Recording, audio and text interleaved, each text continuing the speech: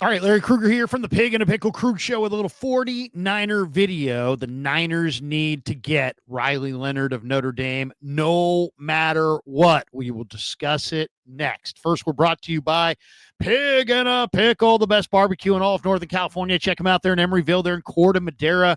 They're open 7 days a week from 11 a.m. till 8 p.m. or until they run out. And they do run out, so get there early. Get some brisket. Get some brisket chili. Tell them the Krug sent you. Also, we're brought to you by, as you can see on the screen, Mancini's Sleep World. Looking to upgrade your sleep? Now's the perfect time. Our friends at Mancini's Sleep World are kicking off their spring clearance sale starting Tuesday, March the 25th.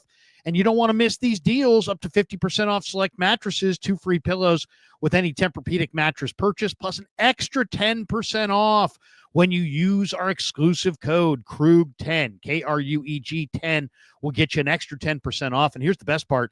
Mancini's now offers a 365-night comfort guarantee, giving you a full year to decide if the mattress is the perfect fit for you. On top of that, they provide free next-day delivery and a best price guarantee, so you can shop with total confidence that you're paying the best price.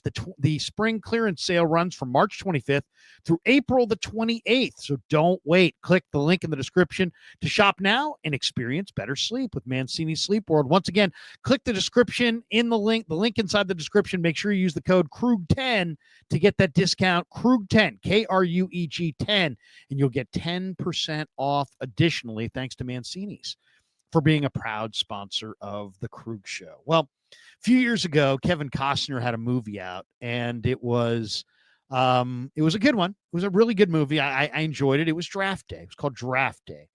And Kevin Costner plays Sonny Weaver, the general manager of the Cleveland Browns. And the only reality in the movie was that the Browns stunk, right? Which is reality. But in the movie, Sonny Weaver, the GM of the Browns, wrote down on a piece of paper, Vontae Mack, no matter what. And Vontae Mack was a defensive end who I guess played for Ohio State. And he wrote it down on a piece of paper, Vontae Mack, no matter what. And it became kind of an anecdote.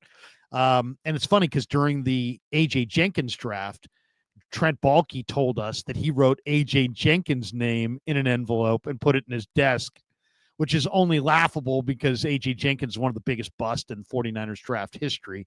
So it's one of those stories where if you draft Joe Montana and you write Joe Montana no matter what, you're like the coolest guy in the world. If you draft a guy who stinks and can't play dead, you're a fool. And that's the difference between, Vontae Mack no matter what and A.J. Jenkins no matter what. I don't know if that Trent put no matter what. But the Niners need to draft Riley Leonard. You say, well, Krug, what? What? Are you talking about the Notre Dame quarterback who doesn't have much of an arm and this and that and that? And you got Brock Purdy. You just signed Mac Jones. I thought you loved Tanner Mordecai. You're really hot to trot on Riley Leonard? Yes, I am. Yes, I am. I'm a big Riley Leonard fan.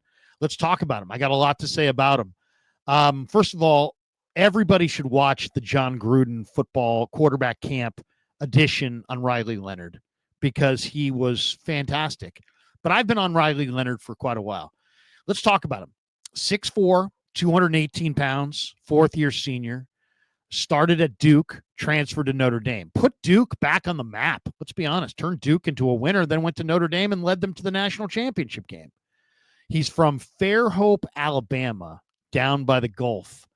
And he's been a great athlete, for a long time. He's got big hands, 9.5-inch hands. He was only a 1-year starter at Notre Dame. He's a dual threat quarterback. He's incredibly athletic. He is, it's funny. They showed a highlight reel, like double reverse jam from his high school hoops days. And like Joe Montana, you could have argued that maybe Riley Leonard was a better hoops player than a football player. I mean, if you watched him, he actually wanted to play pro basketball, and he was going down that road until the pandemic hit and kind of derailed his basketball hopes. But he's an extremely athletic kid, and you saw this unbelievable highlight reel dunk. He's an above-the-rim player. He was an excellent basketball player.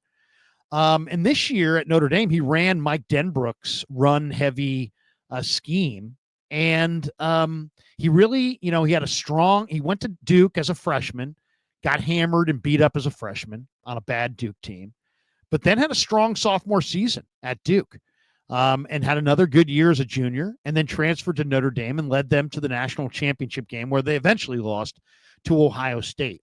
But this is a really good prospect, one of 6 FBS quarterbacks to surpass 900 rushing yards. So he's a real runner, man. This guy can really run.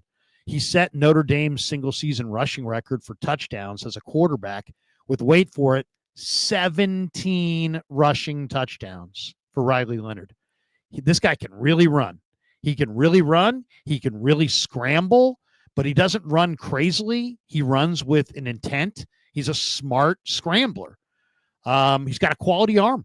This guy showed it at the combine. This guy can zip the ball to the sideline with juice.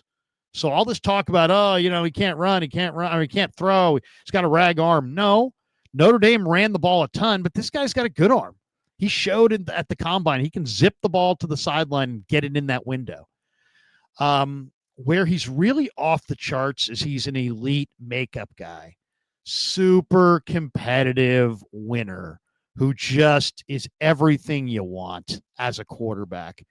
This is a guy who shows up. Some guys show up for the girls. Some guys show up for the glory. Some guys show up for the cash. Some guys show up because they want the W. And that was Joe Montana. And that was Steve Young. And that's Riley Leonard. He's got elite makeup. He shows up to beat you. His best game is the game that he beats you, not his best statistical game. His best game is only a win. He is a winner. This guy wants to win, needs to win. It's funny. Greg Cosell and I used to laugh about this. When you call somebody a winner, what do you really mean? He wins. He wins and wins and wins. Now, he's not a perfect player. He needs development. There's no question. He needs development. He's not going in the first round. He's not going in the second round. He's probably not going in the third round. He's probably a mid-round guy. Round 4, round 5, early day 3 quarterback. He needs development as an NFL passer. He needs to develop better rhythm in the pocket. Dane Brugler, who's got the best draft guide out called The Beast, puts him down as a day 3 guy. Round 4, round 5, says he projects as an NFL backup. But this is where I disagree with Brugler. I don't think he's an NFL backup. I think this guy's an NFL starter. I mean, Brock Purdy projected to be an NFL backup. What's he? He's one of the best quarterbacks in football. What really stands out about his physical skill set, we're talking about Leonard now, he, like Brock, he's got that quick acceleration to avoid the rush.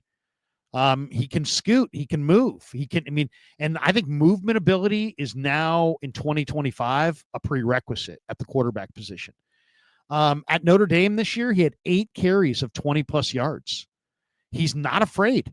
That's where he reminds me a lot of Steve Young. There's no fear here. Steve Young played his whole career. He wasn't afraid. Steve Young threw his body around wildly.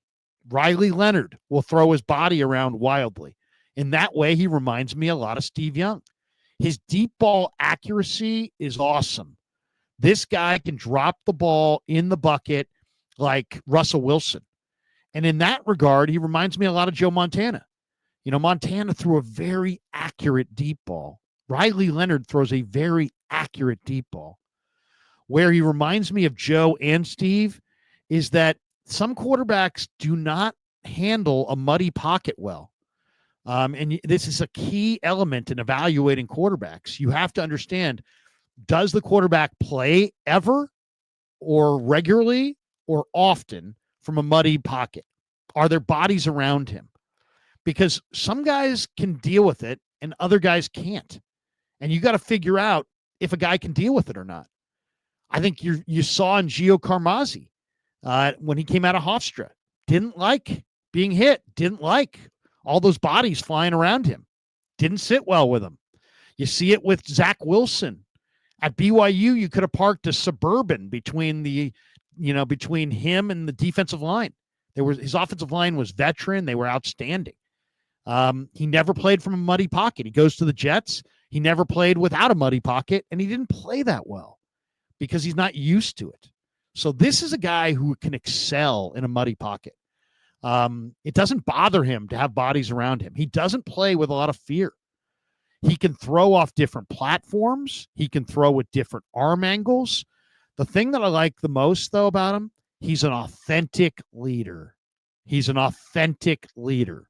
He's humble. He's respectful. But at the same time, he's hyper competitive. Who does that remind you of? Joe Montana, Brock Purdy. Those are the traits. Tom Brady. Humble, respectful, hyper competitive. To me, those are in some ways the holy trinity of quarterback traits. You can't have a leader who's this guy that everybody hates. Nobody wants to follow a guy everybody hates. So you got to have a guy who's humble and respectful and real. But at the same time, you need a leader who's got, this ain't going down this way. Like, over my dead body, are we going to lose this game? And that's what Joe had. That's what Brock has. And that's what Riley Leonard has. He was the team captain at Duke. He went to Notre Dame. He became the team captain from day one at Notre Dame.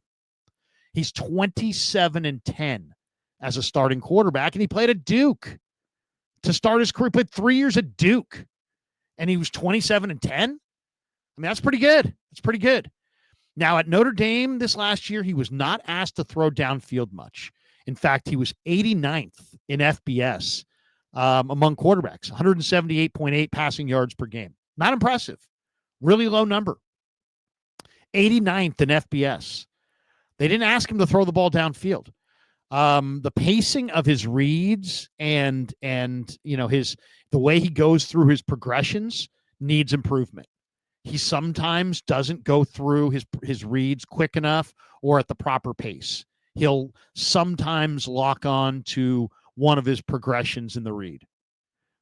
He doesn't throw yet with awesome anticipation. That's still coming. He bails from the pocket a little too quickly at times. There's no question about that to me. Sometimes he takes off running when he probably should stick it out in the pocket another second or so. And you know what? I got to put this down. There are durability concerns, not because he's had injuries, because he's so damn tough, and the guy runs a lot and he dives head first, and he puts his body in harm's way. So for that reason alone, there's some durability concerns. He's got an ankle that had surgery in January and in March of last year that has to probably be investigated a little bit. 2 ankle surgeries on the same ankle. But this kid is a tremendous prospect. Let's talk a little bit more about Riley Leonard growing up. He was the middle child of 3 kids. He was born in Mount Pleasant, South Carolina. His dad, Chad, graduated from Gonzaga Prep and then played hoops at the Citadel in the early 90s. Riley's uncle was a great hoops player as well. He played hoops at Georgetown. His great-grandfather was a football player who played collegiately at Notre Dame, which is probably why Riley jumped to Notre Dame in the transfer portal. He never actually said that, but it's probably, if my grandpa played football at Notre Dame, that might be on my list of places I wouldn't mind playing in front of Touchdown Jesus and all the history and pageantry of Notre Dame football, even despite the fact, they were a great defensive team that was going to be in the national championship picture this year. It's also just an incredible place to play with all the storied tradition. Riley has been a quarterback his whole life. The guy started playing football in Pee Wee football at the age of 4. He played quarterback. He was a 4-year letterman in high school in both hoops and football. He played wide receiver as a freshman and as a sophomore in high school, and then played off the bench and got an opportunity to play off the bench on the varsity as a sophomore and led his team to a comeback win off the bench as a sophomore. This is in high school. All-state football player as a senior in high school. Also ran track. 3-star high school recruit. Was not a 4 or 5-star. But he trained with this guy named David Morris. And David Morris was the backup to Eli Manning at Ole Miss. And through Morris, Riley met David Cutcliffe, who then was the head coach at Duke. And Cutcliffe wound up recruiting him sight unseen to Duke. Then Cutcliffe retires after the 2021 season, and Mike Elko takes over, and he was Riley's head coach for 2 years, Mike Elko. And then Elko jumps to A&M after 2023, So at that point, Riley's like, well, I was loyal to Duke. I was loyal to Elko, but Elko jumped to A&M, and he entered the transfer portal because he had played Notre Dame, and he had noticed that Notre Dame had a great defense, and all of their defenders were coming back. And so he only took one visit, Notre Dame, and he committed to playing for Marcus Freeman. This is a really solid kid, really solid kid. He's been dating his high school girlfriend, Molly, since high school. He was a two-time academic all ACC player at Duke. He went to Notre Dame. He got some NIL money. I think 1.6 million is what he made this last year to play for Notre Dame. That's the new way of college hoops, or college football, or college hoops for that matter either. You jump for the NIL money in the last year, and he did. And then they go on, and he leads Notre Dame to the national championship game. And despite the fact that he accepted a Senior Bowl invite earlier in the year, and that was the week prior to the Natty, or the national championship was the week prior to the Senior Bowl, he stayed with it. He stayed with it and showed up in Mobile and played, despite the fact he had lost the national championship the week before. A lot of guys in that spot would have just said, you know what? Just played in the national championship. I'm going to get ready for the draft. I'm going to skip. I'm not perfectly in the perfect mentality to go to Mobile and compete. So I'm just going to sit it out and go to Exos and Scottsdale and, tuck tail and get ready for the combine. No, he goes and he shows up in Mobile and he competed and played. This guy plays big in big games.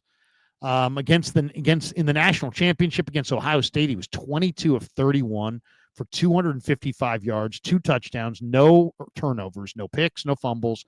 He also had 17 runs for 40 yards and a touchdown. They came out in the first half against Ohio State. They were running the ball with Riley Leonard, if you can believe it, and they did. They ran it right down the Buckeyes' throat and scored a touchdown and jumped out ahead. But if you look at Riley in big games, he plays big. 22 bowl in the 22 season, he played in the Military Bowl against Central Florida, MVP in that game, ran for 2 touchdowns. This year, Sugar Bowl in the playoffs, MVP. Orange Bowl in the playoffs, MVP. This guy plays huge in big moments. So there you go. Riley Leonard, no matter what, get an extra pick.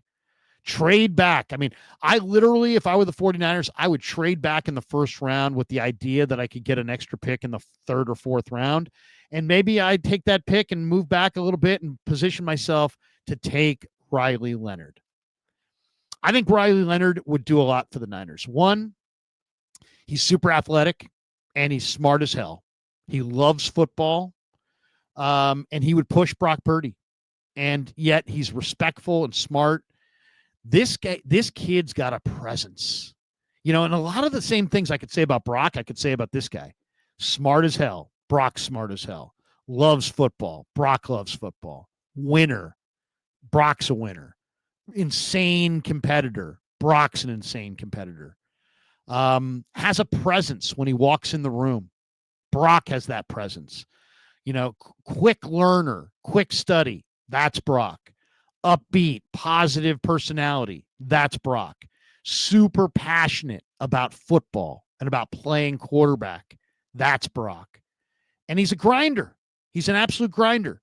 So, how do you build a great football team? First, you got to get a great quarterback. And you have one, I think, in Brock Purdy.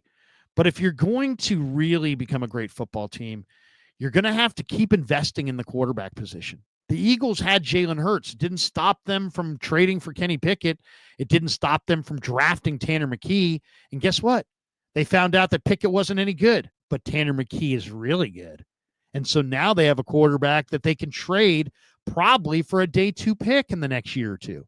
They're not in a rush to trade him now. He's the number 2 quarterback behind Jalen Hurts. But eventually they probably will. And they'll probably get a 3rd round pick or more for Tanner McKee because they identified a day 3 prospect that they thought had upside, drafted him, developed him, and now we're going to trade him probably in a year or so for a pretty good king's ransom, and maybe an amazing king's ransom if Hurts gets hurt and McKee actually plays and plays well. The same thing, I think, for the 49ers. They have Brock Purdy. He's the right guy. But this kid would guarantee that you're getting Brock's A game. I think he could probably beat out Mac Jones and Tanner Mordecai. Riley Leonard is real. And I agree with everything Gruden said. Smart as hell, loves football. John's like, man, I love football. This guy loves football more than me. He's a winner. He's a competitor. He's got a presence about him. He's a quick learner. Anybody who doesn't think that you need mental horsepower to play quarterback, think again. I asked an old football scout, what do you need? What's the number one thing you need from a great quarterback? He said, they have to be insanely smart. And I'm like, really? He's like, not book smart necessarily, but insanely football smart.